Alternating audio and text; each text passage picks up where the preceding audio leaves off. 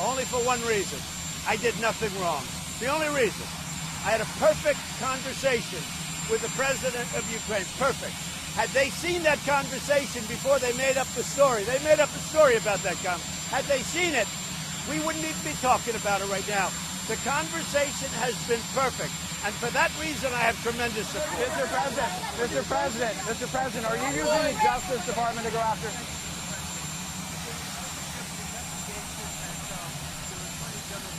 Yeah.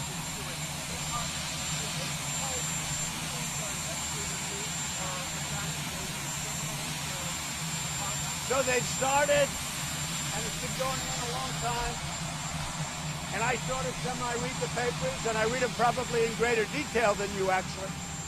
And I try and sift out the fake news from the real news. But as you know, there's been a long-term look-see, and it looks like it's becoming very serious from what I'm hearing. Investigate the investigators. Whether it's Strzok and Page, whether it's Clapper, and whether it's Comey and all of these people. Because terrible things went on for our country.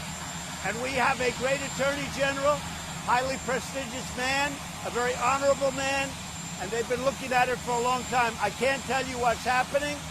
I will tell you this. I think you're going to see a lot of really bad things. And a lot of people think that, and they know they have problems because they were very dishonest. And again, I leave it all up to the Attorney General, and I leave it all up to the people that are working with the Attorney General, who I don't know. But I will say this. I think you'll see things that nobody would have believed. This was the worst hoax in the history of our country. And a lot of people say that the phony deal on impeachment, where I have a perfect conversation, perfect, with the president of Ukraine, and they're using that to impeach one of the most successful presidents. We're going to hit another stock market high.